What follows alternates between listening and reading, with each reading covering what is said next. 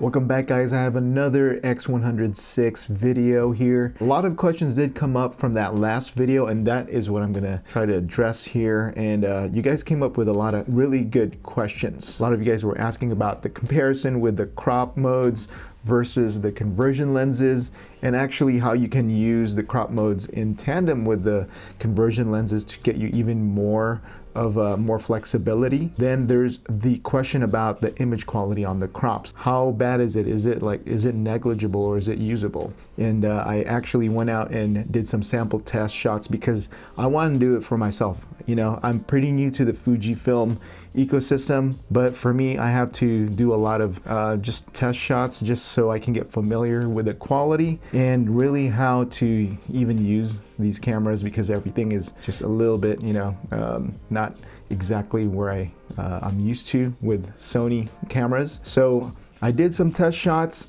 and that's what I wanted to show you guys. The first test shot is just really showcasing this, just for those people who may not know exactly what the field of view looks like for these lenses. As you know, like the regular lens that comes with this is the standard lens. I just put a lens hood on it. It's a 35mm equivalent. But if you put one of these conversion lenses, you have the wide angle conversion lens, which turns it into a 28mm full frame equivalent. And this teleconversion lens will turn it into a 50mm equivalent for full frame. So these test shots, I just shot an orange tree right there in my backyard, and this is the field of view that you get with the 28mm lens. And this is the standard lens that comes with the X100VI. And finally, the teleconversion lens turns your X100VI into a 50mm lens.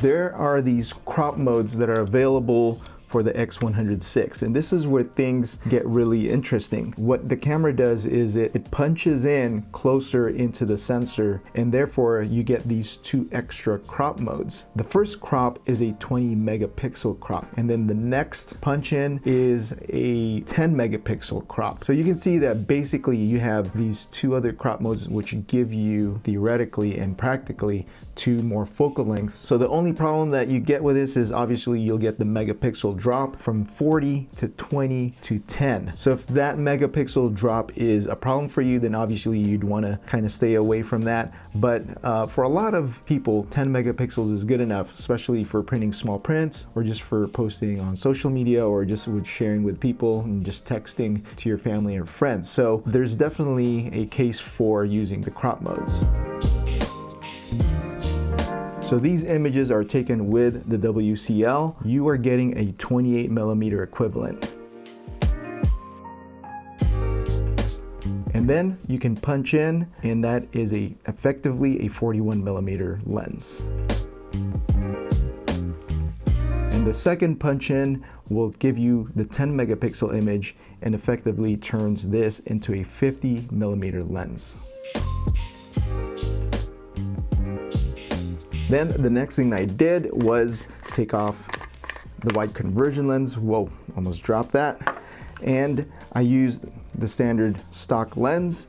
And so for a 40-megapixel image, you are getting a 35mm image. Then on the punch in, you will get a 50mm image. And on the second punch in is a 70mm focal length. Then finally, I used the teleconverter lens. So on these test images, this first one is that 50mm 40-megapixel image. Then this is the punch in for a 20-megapixel image, which gives you 72mm focal length. And finally, on that 10-megapixel punch in, it turns this into a 100mm focal length.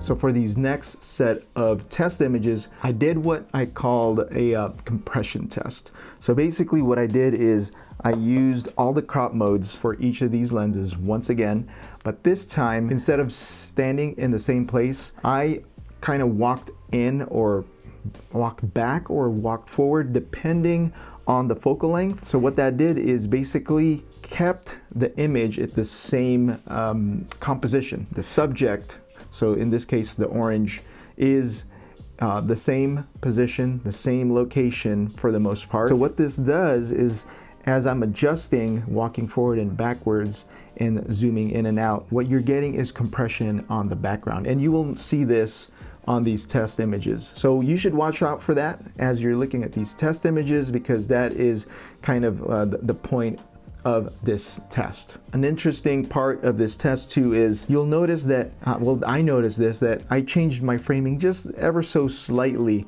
just to make the composition a little bit more balanced. And each lens really make you compose your image a little bit differently. The first set of images are taken with the teleconverter lens. I started with the 50mm. Then I punched in to 72, which made me walk back a little bit.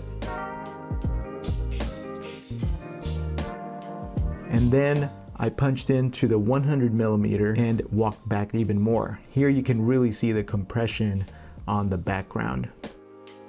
The next thing I did was do the same kind of test, but on the standard lens.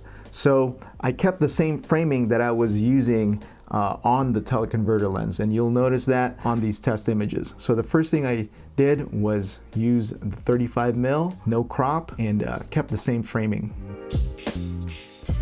Then I punched into the 50 and walked back a little bit. And finally I punched in to 70mm and walked back even more. And here you will notice the most compression on this lens.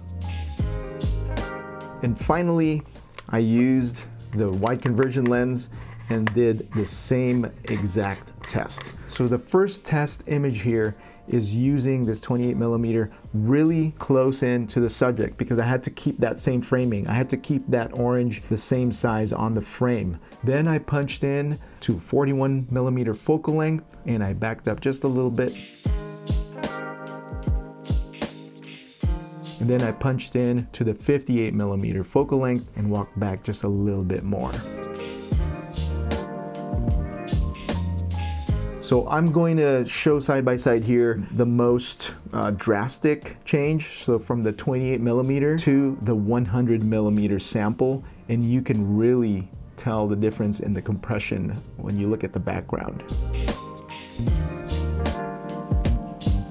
So last thing I want to go over is just kind of do a head-to-head comparison of a few images, and this is really where some of the questions came in on the comments, like, can you just use the 50mm crop on the standard lens and compare that to the teleconverted lens and the image on that, the 40 megapixel image, and just compare that. I just really want to see what the difference is, if it's even worth it. So looking at these side by side, it's really hard to tell which one is which until you put it right next to each other.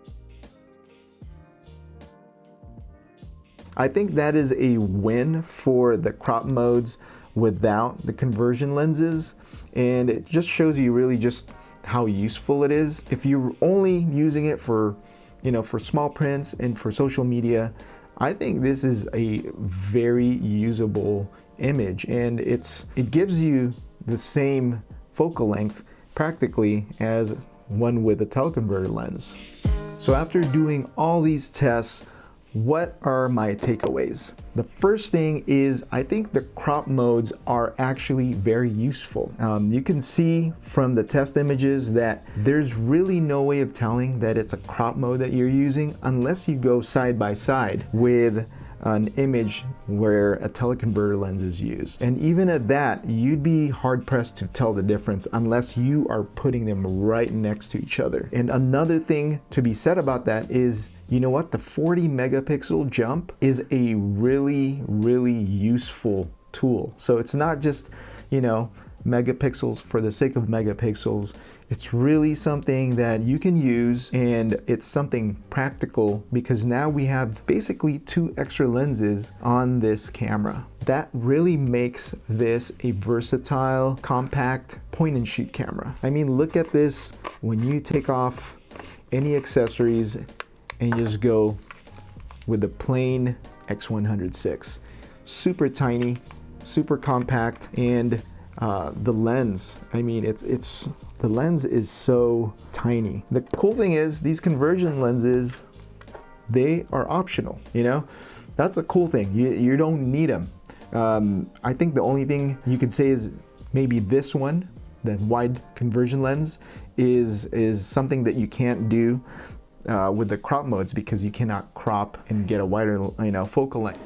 The 50mm attachment might, you know, it is huge, and at the same time you can get halfway there just using the crop modes. But this one though gets you all the way to 100mm, which is, I think, super useful in some use cases. And just remember, a 10 megapixel image, you can still get really good 4x6 prints all the way up to 8x10 prints with that 10 megapixel image. And then when you only crop in halfway through to a 20 megapixel image, you can print a really nice 11x14 image with that. Another takeaway is that this wide conversion lens, as you saw on the sample images, you can get really close to your subject and still get good context within your frame. So I think that is one of the coolest things about this lens, because the wider you get, you know, the more context you get. For me, especially because I've grown to love that 24-28mm focal length, so this to me is really a no-brainer. And you can see from the sample images that I got, even when you get close to your subject, you can still get a lot of context in the background of your frame. And another takeaway is, this one is a little bit nitpicky, but I noticed that between these two lenses, the wide conversion lens, though, you do notice a little bit of a degradation on the image. It's negligible enough that for me, it's not like something that I would return. The teleconverter conversion lens is a bit better quality than this one, but you know, it's not a deal breaker for me. So those are my takeaways from further testing on these conversion lenses. I hope that was super useful for you, because it was for me. So now I'm a little bit more comfortable shooting with these cameras and using crop modes. And please give a like to this video, and I hope to see you in the next video. Peace.